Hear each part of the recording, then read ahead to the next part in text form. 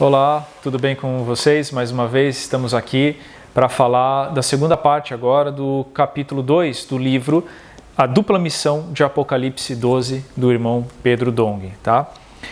Graças ao Senhor por essa segunda parte aqui, porque ela é muito rica também, dando continuidade ao que a gente falou. Esse capítulo fala da obediência por fé a herdeiros de Deus, né? Então é um caminho, há uma progressão aqui, que a nossa vida cristã, como toda a vida, né, ela precisa de uma progressão, de um amadurecimento.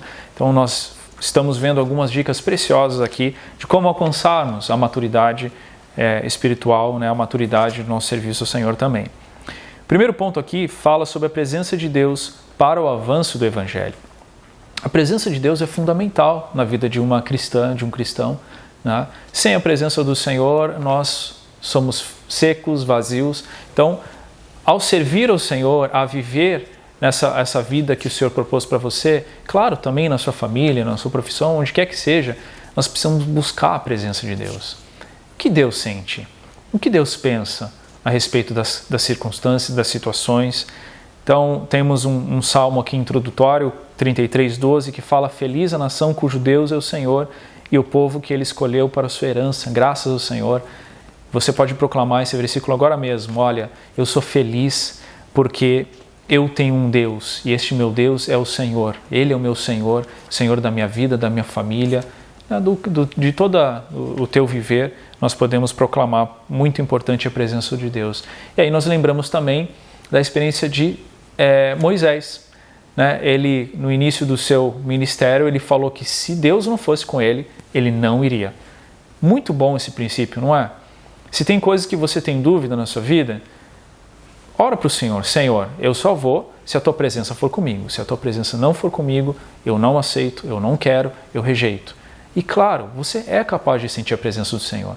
Muito doce, né? Muito simples, paz no seu interior. A presença dele gera vida, gera alegria, gera paz, satisfação.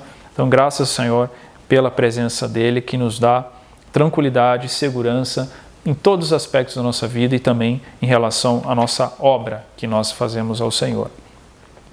Outro ponto aqui, reforçando um pouco o que nós já vimos na primeira parte aqui do capítulo 2, aprender a obediência. É uma lição difícil de se aprender. Ela é contra a nossa natureza. Você que tem filhos pequenos, né, ou já teve filhos pequenos, é incrível, não é? Mesmo tão pequenininhos, parece que a obediência é algo difícil, algo que causa sofrimento neles, né? Eles não querem obedecer, não estão acostumados. Por que obedecer? E nós, muitas vezes, como cristãos, como filhos de Deus, qual o estágio que nós estamos? Olhe para a sua vida e pergunte: eu obedeço ou desobedeço? Eu sou uma filha que desobedece ou sou uma filha madura e obediente ao meu Deus? Isso é prático, não é verdade?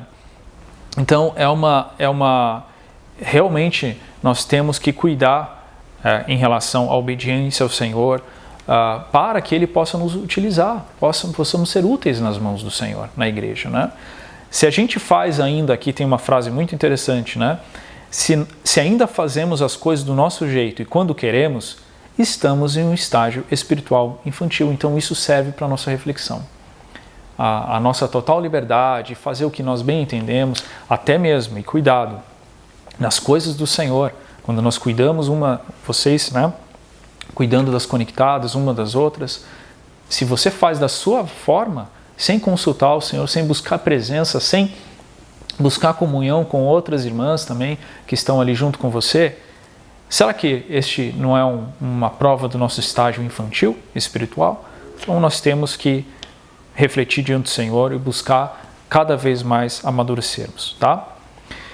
O outro subtítulo aqui é de Adão para Cristo. Então, com base no capítulo 5 de Romanos, mostra ali que por meio de Adão, a desobediência dele, o pecado entrou, a injustiça, a morte, né? Todos pecaram. Por outro lado, nós temos Cristo, o último Adão, que pôs um fim neste governo do homem, né? Pela alma, pela carne, e Cristo foi em total obediência a Deus Pai. Ele então pôs um fim a essa questão e por meio dele nós temos salvação, né? Nós temos então como viver de fato. Não é algo exterior, não é mero comportamento, mas é algo interior, divino, que transforma-nos e nos leva a obedecer ao Senhor, nos leva à maturidade.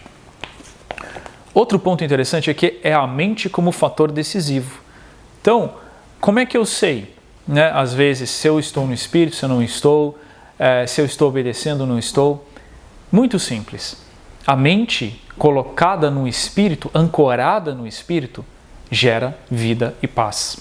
Tá? Isso está em Romanos 8,6. Você pode ler lá depois também. Ele fala assim, o pendor da carne dá para a morte. Então, a inclinação da carne, quando você coloca a sua mente na carne, ou seja, nas coisas que são influenciadas pelo inimigo de Deus, pelo pecado, isso gera morte. Mas como assim gera morte? A morte em você é a ausência de vida, é a sequidão espiritual, é a frieza, é a apatia, é a ansiedade, é a angústia, é a falta de paz. Mas, quando você coloca sua mente no Espírito, gera o quê? Vida e paz.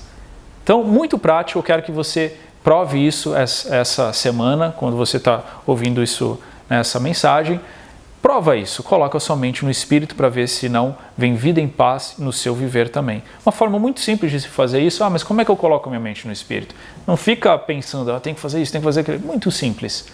Ó Senhor Jesus, é invocar o nome do Senhor. Ó Senhor Jesus, invoque o nome do Senhor.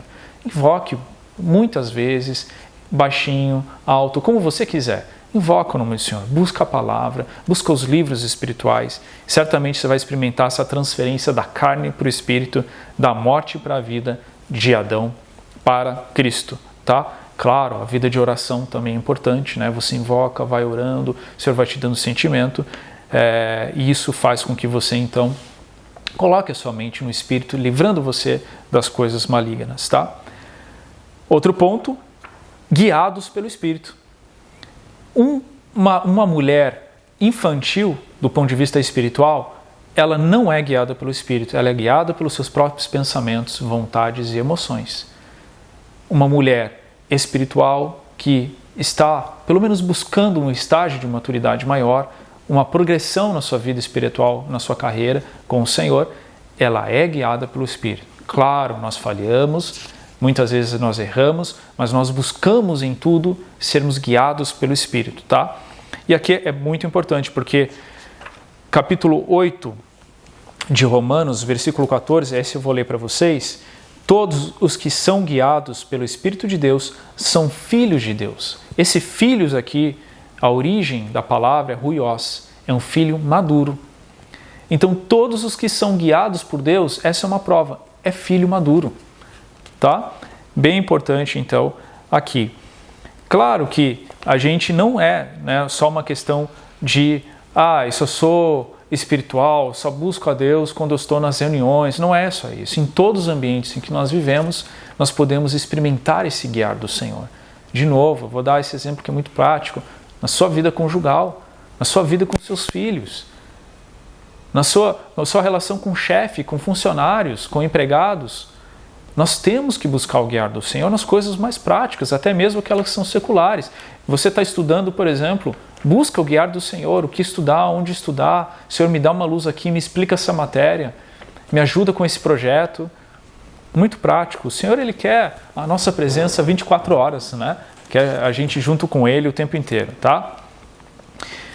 Depois, já indo mais para a parte final, então, nós chegamos ao estágio que Deus quer, tá? Então, nós obedecemos, nós recebemos a fé, nós cremos no Evangelho, nós temos uma história com o Senhor, que inclusive envolve, né, os sofrimentos, a obediência. Não é simples você obedecer, nós somos coparticipantes dos sofrimentos de Cristo também, né? Nós aprendemos a colocar a nossa mente no Espírito, nós aprendemos a sermos guiados e guiadas pelo Espírito. Para que isso? Para atingir um estágio aqui de maturidade, até sermos herdeiros de Deus, aqueles que são aptos, legitimados a receber a herança e administrá-la. Deus tem um galardão para você. Deus tem um prêmio para você. Deus tem uma herança para você. Mas você tem que estar apto. Você precisa se preparar para receber. Então, muito resumidamente, no capítulo 8, eu falei para vocês né, o versículo 14 fala dos filhos ruiós, são maduros. No 16 fala o seguinte: o próprio Espírito testifica com o nosso espírito que somos filhos de Deus. Esse filhos aqui é teknon, que é ainda um filho no estágio menor, imaturo ainda, né, menor de idade, vamos dizer assim. Tá? Então nós temos duas situações de filhos aqui. Agora, o ruiós, que é guiado pelo Espírito de Deus, ele já tem uma maturidade. Para exemplificar, atingiu a maioridade, tem 18 anos. Mas será que ele está preparado para gerir a herança do pai, os negócios do pai? Não necessariamente. Então o Senhor prossegue ainda em relação à questão de herdeiros, que o verdadeiro herdeiro é aquele que se preocupa em fazer as coisas de acordo com a vontade do pai. Então, em todas as coisas da sua vida, se preocupe em fazer as coisas debaixo, né, da vontade do Pai. Isso passa, pelo aqui fala, né, na página 30, por sofrimentos, processo de sofrer com Cristo, que está em Romanos 8,17, que eu vou ler para vocês também. Tá? Ora, se somos filhos, somos também herdeiros, herdeiros de Deus e co-herdeiros com Cristo, se com Ele sofremos. Nós, às vezes, queremos passar rápido por esse trecho, né? Se com Ele sofremos, também com Ele seremos glorificados. E a gente gosta da glória. Mas há um espaço aqui, há um período transitório, que é dos sofrimentos.